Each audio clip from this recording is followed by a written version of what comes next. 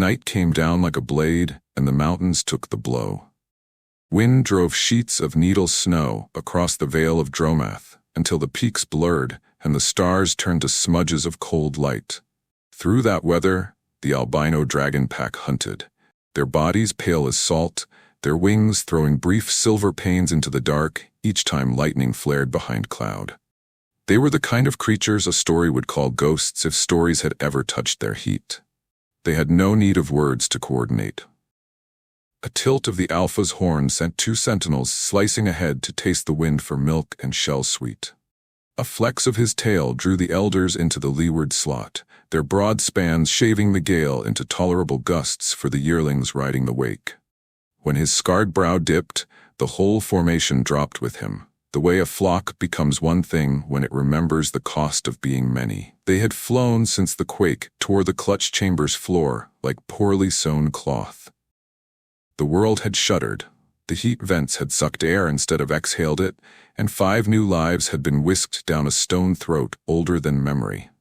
The pack had scrambled the drifts raw with landing after landing, searched ravines by smell and by the faint, plaintive peeping that hatchlings make when the dark is too new. They found cracks still warm and tunnels already frozen, the trace of old predators and the shining glass of new ice. But no bodies. Absence was a worse wound. Hunger died early that night, replaced by attention. The alpha, Rinnoch, who had learned to wear patience like armor, kept the pack's energy measured to what the horizon could actually afford. When lightning sheeted the clouds, he used the flash to scan the ash flats for the wrong geometry of a trap. When thunder crawled late along the ridgebacks, he used the sound to gauge how far the storm was running. When a young male's wing dipped into the teeth of a crosswind, he was there, shoulder bumping the error into steadiness without the need to punish the heart that had made it. They skimmed the broken ribs of a long-dead relay tower and banked toward the obsidian fields, where dunes of stone glittered like spilled glass under the storm's irregular pulses of light. There, the sentinels caught it, a thread in the air, thin as the edge of a page, new scale, not yet tough enough to resist even friendly teeth. Milk, half digested and pulled from the belly by fear, an astringent tang of heated polymer from a machine that did not belong to the Vale. The alpha's chest rumbled. He didn't waste fire on the dark. He set the pack onto that thread and followed it down. The night argued with them. It threw spindrift that stung the soft membranes between the fingers of their wings. It rolled avalanches half a canyon away just to see who would look. It dragged its cold over their muzzles and under their plates with the persistence of something practicing cruelty as craft. The pack ignored theater. They pressed on, white shapes stitching across black stone. Tracks appeared at last where the ash lay smooth, a human's boot prints hammered deep, the stride first strong, then careful as if he'd cradled something against his chest and shortened his pace to keep it from jolting. At intervals, the steps crowded close together, and a knee print sank an extra hand's breadth. Stops not for rest, but for checking life. Here and there, small scrawls in the ash like commas, hatchling claws, flailing. At 2 points, tiny crescents of blood that the cold had sealed into varnish. The mother's throats swelled, then stilled. Their bodies wanted to roar. Their young needed them to listen. Hour fell on hour. The storm drained its bravado and degraded into grit. The black broke into charcoal. The first insinuation of dawn licked the far edge of the Vale, and the lines of the world came back into themselves. Rinnoch lifted one palm to still the last row of yearlings, and dropped into the lee of a shattered ridge where the wind passed over without the ambition to harass. In that shallow, half-choked bowl of stone, he found a geometry even the storm had been unwilling to ruin. A thermal tarp, ripped and pegged down with slag. A pool of meltwater the color of old glass. A scorched strip of cloth gone stiff in the cold.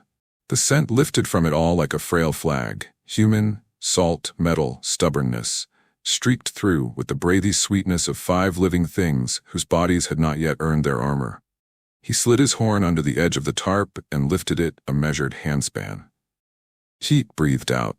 5 tiny heartbeats answered the mouth of the den he made. The pack closed around him with a stillness that would have terrified a lesser animal. They looked down into the shelter the world had made from salvage and will, and the night, at last, ended. At first light, the storm lost interest and wandered off to bully some lesser mountain. What it left behind looked like a story the dragons hadn't been taught to read. A man lay propped against the rock, half under the tarp, half under the sky, the front of his suit sliced open with a tool that had given up being sharp a long time ago. Frost furred his eyebrows and the ragged edge of his beard. His lips were the wrong color and split where breath had been in short supply. His hands, though, his hands held shape. He had them cupped over 5 bellies like a roof. Under his palms, the hatchlings slept in a clumsy knot, their translucent frills plastered to their skulls. Their horn buds the soft pink of unachieved hardness.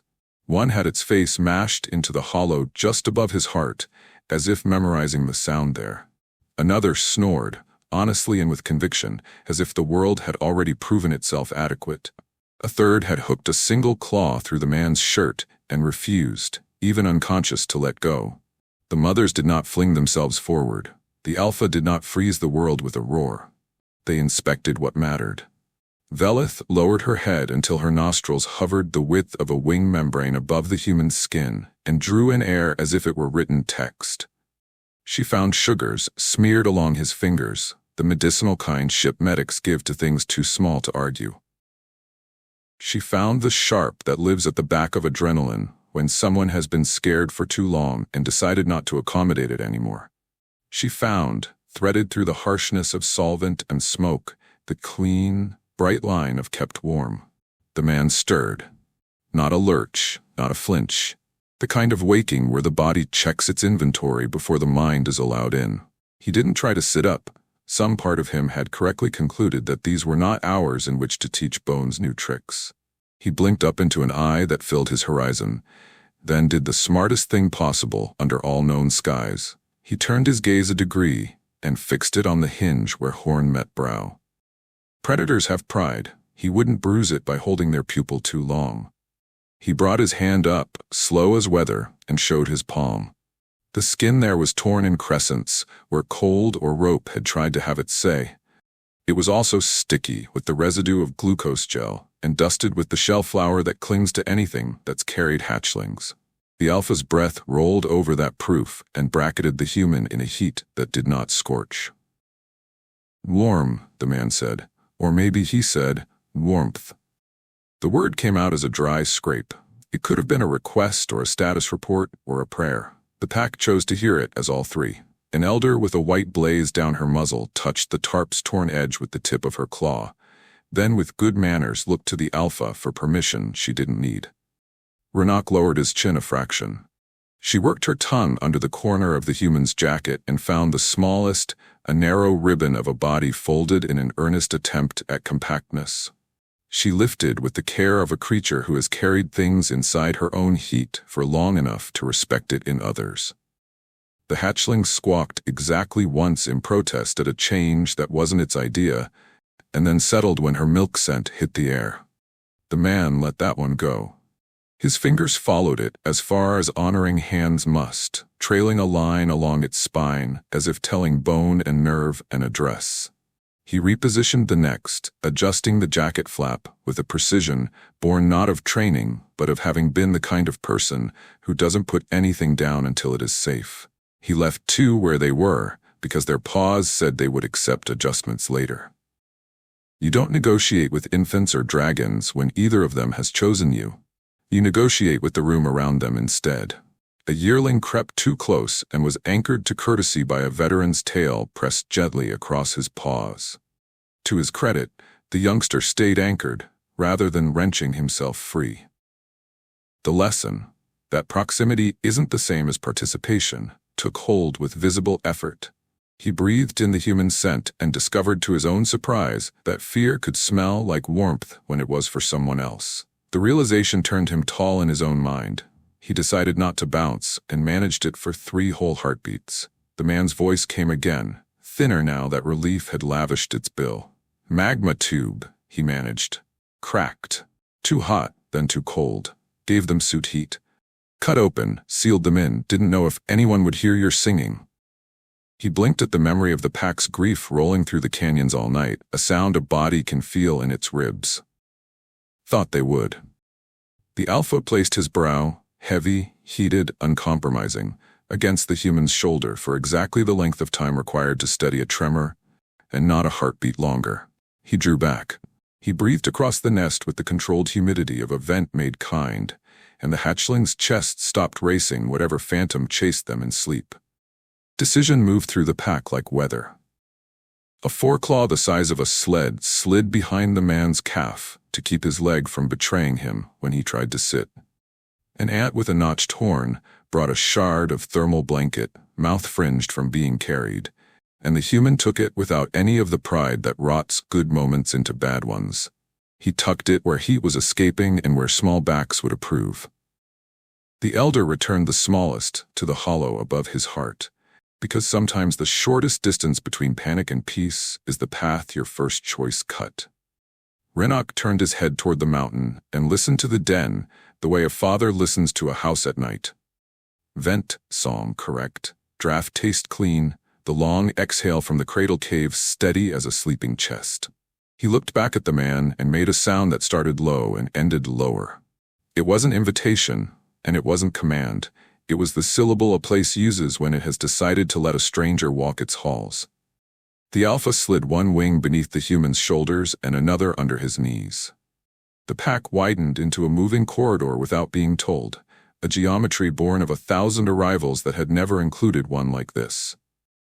Snow hissed as they pulled free of the basin. Light grabbed hold of the pale plates covering their spines and wrote an underline under everything that mattered. The man rested his cheek along the warm rim of the alpha's horn and listened to the tempo in the bone. In, out, home. He counted, because counting had delivered him this far. The hatchlings answered by staying asleep, which is what bravery looks like when you weigh less than a breath. They climbed out of the basin as if rewriting a sentence the night had spoken wrong. Renok spread his wings, slid one beneath the man's shoulders and the other under his knees, and rose without jolt or flourish.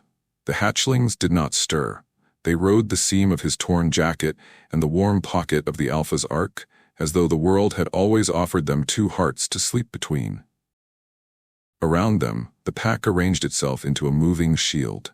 Sentinels ahead, elders flanking to eat crosswinds, mothers close enough that their breath could push warmth along the corridor of air. Below, the obsidian flats unrolled in dark mirrors, each sheet reflecting a paler phantom of the dragons as they passed. The storm had retreated into a sulk at the horizon, but cold still prowled the gullies. Each time it rose with teeth, a white shape stepped into the bite, shouldering the gust aside so that what reached the man was only a practiced breeze. He pressed his cheek along the hot ridge of Renok's horn and counted, because counting steadied more than hands. The big engine beneath his ear, the small engines strewn along his chest, his own stubborn metronome learning the interval between them. They skimmed broken ribs of old machinery and hills where lava had once frozen mid-pour. The den announced itself before sight with a change in the air, faint minerals, a suggestion of steam, the slow exhale of stone that has remembered how to be kind. Closer, the cliff mouth showed as a dark vowel punched into pale rock. Sentinels peeled off, landed light, and made a lane without words. Inside was a geography of intention. Veins of crystal ran under the basalt like slow lightning. Shallow channels carved into the floor carried a line of blue flame no higher than a dragon's thumb, warming stone from below until it breathed. Ledges rose in steps for bodies to watch without crowding. In the center lay the cradle, basalt worn concave by generations, ringed not with trophies but with shell shards set like a low crown. Renok lowered, talons finding familiar grooves. He did not set the man apart. He placed him where the den's warmth eddied instead of fled, the way water will pool if given the chance. A foreclaw settled behind the man's spine, not pinning, only preventing the old habit of collapse. Mothers Veleth and Marnix came forward with their heads low, eyes bright with exhaustion they had refused to wear outdoors.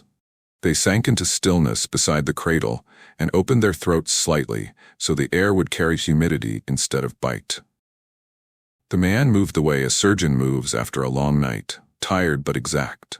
He eased the first hatchling from his chest, supporting the heavy head, the fragile belly, and set it into the shallowest part of the cradle, where warmed stone would answer skin without stealing heat. He did not remove his hand until the rise and fall found a sensible tempo on its own. The yearlings who had followed and pretended not to crowded the edge of patience. An elder lifted a tail and laid it across their paws with the generosity of veterans who remember first mistakes. One hatchling refused geography, jamming its snout back under his chin with a sound that belonged to creatures sure of their preferences. He laughed once, dry, uncontrollable, and tucked a torn flap of jacket closer so the little body could believe it was the one making the rules. Renok breathed across them in a slow ribbon, air damp and warm as a greenhouse at midnight, and the den's temperature shifted a fraction toward mercy. The elders found him water by old means. A dragon with a kink in her horn nosed a bowl of polished stone along the floor until it kissed his boot. Another dipped the tip of her horn into a seep and let melt fall in an obedient thread, drop after drop, until the bowl trembled full. He lifted it with both hands. Steam wrapped his knuckles, stung the raw crescents there, and still felt like rescue. A young male inched closer, eyes wide, chest ballooning with questions he was not licensed to ask. The man tilted the bowl, letting a thin stream pour into a second hollow, and watched the youngster's ears trip forward in a private astonishment at being considered. The den tuned itself around them, like an orchestra finding a key. Wingtips adjusted for drafts. Tails repositioned to keep foolishness from acquiring momentum. The blue line in the floor pulsed once along its channel and settled. In that untheatrical, deliberate quiet, grief altered shape. It did not vanish. It lay down and made room. Judgment in the heart den did not arrive as a roar. It came as a question born on breath. Renok lowered his head until the burnished ridge of his brow aligned with the man's shoulder and let warm air cross the nest in a measured tide. "Can you release them to the stone we keep?" He answered by doing the hardest work well. He slid his palms beneath the last two holdouts and transferred weight in motion so small they barely qualified as movement. Belly settled before the head before the narrow sweep of the wing bud, jacket adjusted to cover the stretch of skin that had not yet decided to grow armor. One hatchling's grip on his shirt tightened, then loosened by degrees, as if persuaded by the cradle's heat that familiarity could be outsourced in emergencies. He kept a fingertip on the tiny sternum, a heartbeat longer than necessary, then lifted away. Marnix shifted, offering the warm seam beneath her tongue. The nearest hatchling latched on the wrong fold of skin in a burst of newborn certainty, then corrected, a soft gasp turning into a serious pull. A chorus moved through the den, not a song and not silence. Approval carried in chests, not throats. Against the cradle's curve, the shells seemed to brighten, but it was only the fire finding a new angle. Then the stumble. The smallest, the one that chose his heartbeat as home, paused mid-breath. It was nothing, then something. Then the edge of a cliff. He recognized the cliff from too many different landscapes. Before fear spent his steadiness, his hand had already found the right place between the shoulder blades. He tipped the head forward a degree, hooked a clot of ash from the soft palate with a fingernail, and tapped twice, gentle, exact. No return. He sealed his mouth over the tiny muzzle and gave a fraction of a breath, third of a breath, 2 quick beats between. The den held still in a way only old places can. Even the blue line downshifted its lick. A cough, a squeak so indignant it bordered on rude. Air returned like a missed friend. The man's ribs let go a fraction. He set the hatchling back and pressed 2 fingers lightly against its side until the cadence stabilized, then took his hand away because it is an art to stop touching when touch is no longer needed. Only then did bodies move again. An elder exhaling as if she'd been underwater, a yearling hiding his shake by scratching an imaginary itch, Velith laying her jaw along the cradle's rim so that the little ones felt the weight of safety translated into stone. Renok rested his brow against the man's temple for the length of time required to pass a promise from one skull to another and lifted away. Practicalities stepped in where awe would have overstayed. A dragon with clay-stained muzzle nudged a wad of resinous moss into his palm. Sap cooled the raw commas of his grip until ache turned into information. Another dragged a hot stone a hand's breadth toward the cradle. Then 2 fingers back. Negotiations with heat conducted without pride. The man adjusted a humming vent by pressing a chip into its lip until the sound climbed a pitch and the draft smoothed along the floor. No one told him where to put his hands. The den had answered that itself. At the far wall the ledger waited, black volcanic glass etched with pale scratches, a record of middling miracles and expensive days.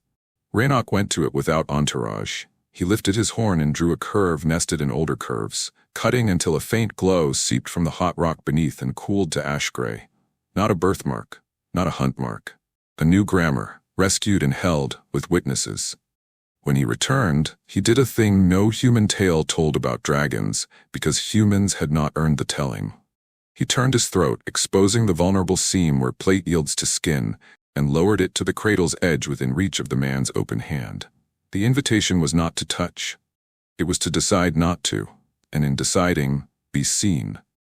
The man hovered his palm for one heartbeat, then set it instead on warmed stone beside the nearest hatchling. The release in the room was quiet and vast, something like evening gathered, though the day was young. The den's fire thinned to a line so fine it was almost memory. The mothers settled with the economy of tired sovereigns. The yearlings performed the strenuous art of behaving. The old uncle took the entrance, chin on paws, eyes half closed in the posture that fools no one.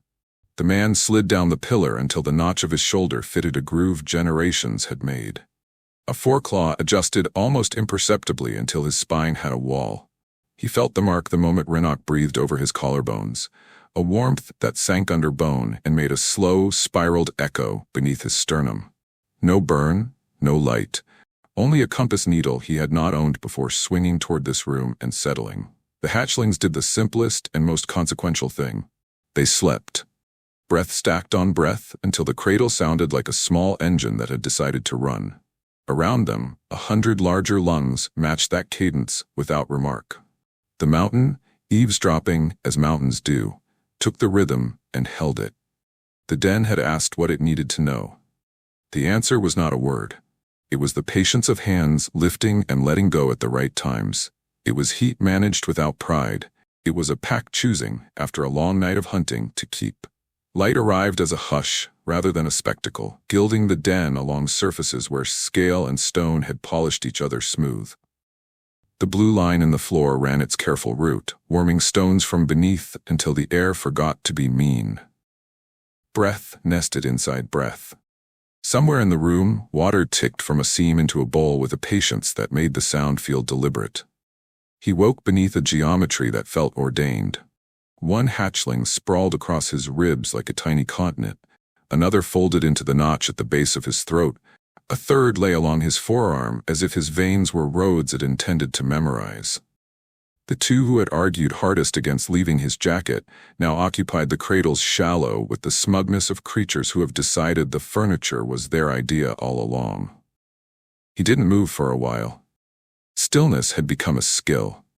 The elder with the white blaze inspected his hands with the indifference of a seasoned healer and the courtesy of a queen. She guided a strip of softened hide into place around the worst of the frostburn, then tilted her head toward a vent whose hum had fallen a note.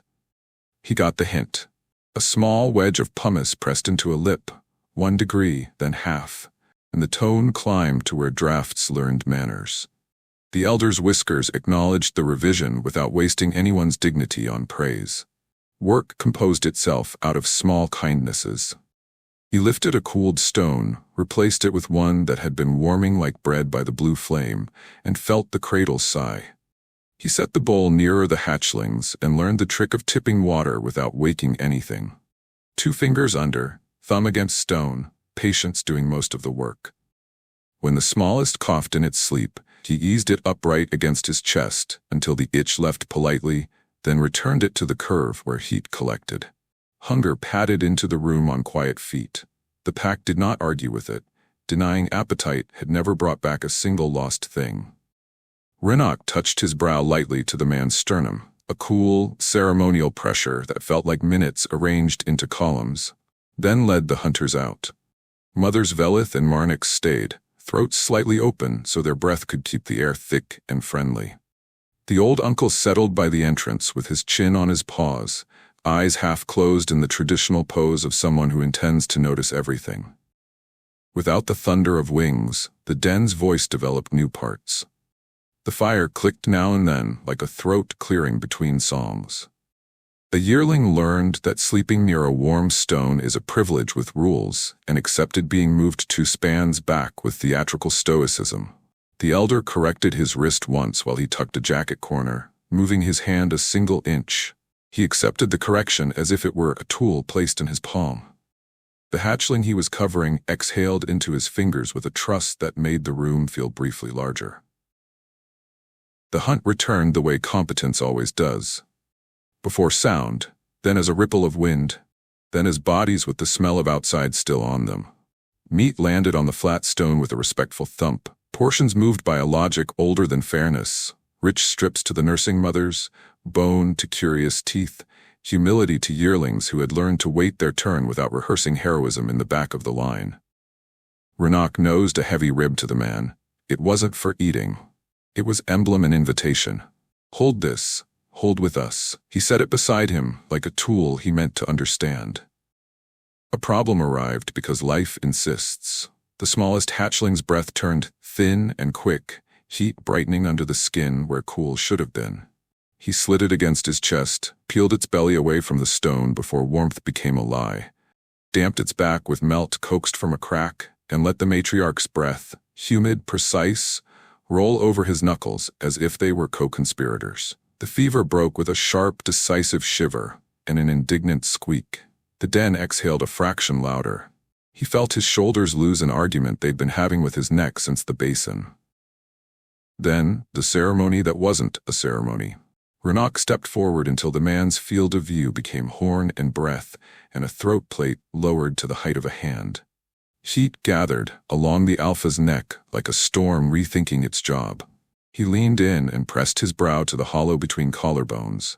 Warmth sank through skin into bone and arranged itself just behind the sternum in a shape that could not be seen and did not need to be. Spiral, sun, compass.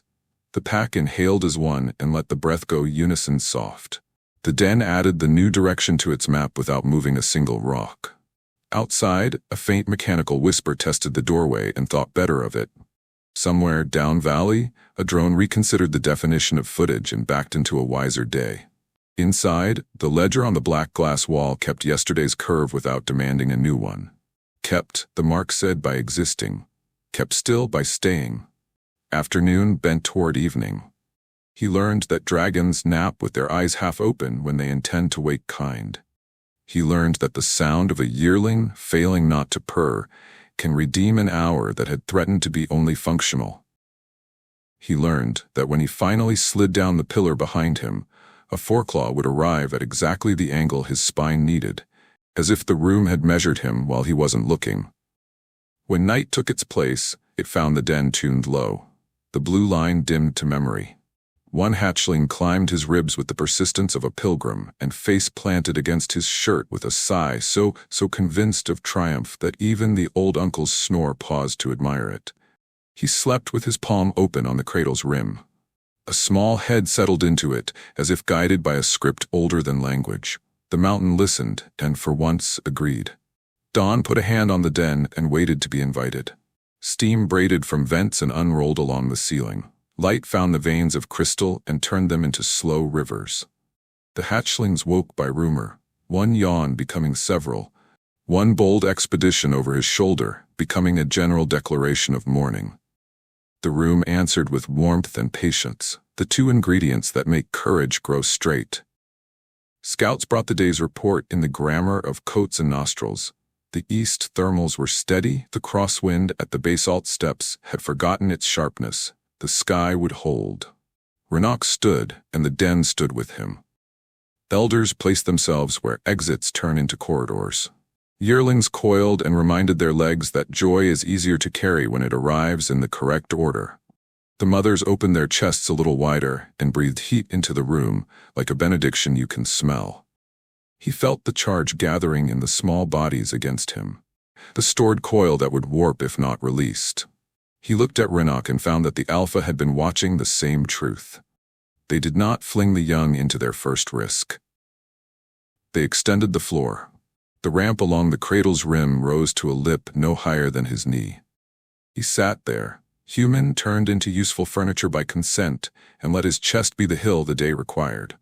The boldest planted hind feet above his heart, made a sound that would one day learn to be a roar, and launched. It flew a length and a half and pancaked against the alpha's foreclaw with physics-defying dignity. The room's hum climbed half a tone. The second attempt had shape. The third had intention. The fourth belonged to the stubborn loyalist who had slept under his jacket on the first morning. It left with ceremony, landed with comedy, and looked at him with a face that promised future trouble of the right kind. He applauded by breathing at the speed they needed. That was enough. Word travels quickly where horizons have opinions. Human silhouettes appeared at the far rim of the basin, tiny marks with hands held low and empty. They did not descend. One lifted an arm halfway and let it fall, a greeting shorn of claim. Renok's ear turned to register without reacting. The den had learned the luxury of not performing. Then flight, not as spectacle, as grammar. The alpha curled under him the way he had in the ash and lifted without jolting breath off its counts. The pack poured into the air behind them, wings casting white silence over black glass. They kept low at first, letting wind practice on rock before it touched anything that mattered. The hatchlings rode the pocket between the man and Renok's wing with the shameless entitlement of the newly kept. One stretched into the slipstream and yelled purely for the pleasure of existing. 3 ledges worth of yearlings forgot for a heartbeat that they were practicing restraint and had to be reminded by tails insisting on choreography. They broke the rim. The wreck that had been a mouthful of glass shrank into harmless ribs. The knight's line of boot prints resolved from above into a thread that proved the world can be crossed by one stubborn body carrying 5 smaller reasons. The storm's last guard sat down on the far hills like a tired animal. The pack banked over the den mouth in a curve you could have set a bowl on. Renok spoke with his wings a word of 3 parts: home, look, remember. The formation answered with a chord deep enough to make his teeth feel large. They landed to applause only stone knows how to make: a settling of gravel, a soft slap of water and bowls, heat meeting skin without argument. Inside, the ledger wall waited. Renok set his horn to yesterday's curve and warmed it until it brightened, then took the heat away and let it cool back into the glass. No new mark. The rule didn't need daily restatement. Kept isn't an event, it's a habit. The silhouettes had left the far rim. In their place, a narrow plank had been planted downtrail, canted to face the prevailing wind. Even at this distance, he could guess what it said. The mountain has a way of writing through borrowed hands. Quiet, in 3 alphabets and a red stripe. The room had invented that law days ago. It was nice of the world to catch up. Evening arrived with the dignity of something earned. He slid down the pillar. A foreclaw found his spine without fanfare. The elder leaned her shoulder into his with the exact weight that turns comfort into structure. The old uncle staged a snore and then settled into a rhythm anyone could sleep to. Renok lay at the den mouth, eyes open in the posture that says, "I trust the hours but will not insult them by closing both." The hatchlings climbed him as if consulting a map and arranged themselves with the coercive logic of love. He set his palm over the smallest head and felt the nudge that says, "Stay right there." Under his sternum, the warmth Renok had given him held steady, not as a brand but as a compass aligned to this room. The den matched the count the 5 small engines set. Outside, the wind read the new sign, nodded, and decided to bother some other story. No one spoke vows. The law had been written where it lasts longest, in breath, in heat, in the decision to keep the smallest thing alive in a world that had expected a different ending. The mountain, which had outlived louder promises, accepted this one and held still while life went on.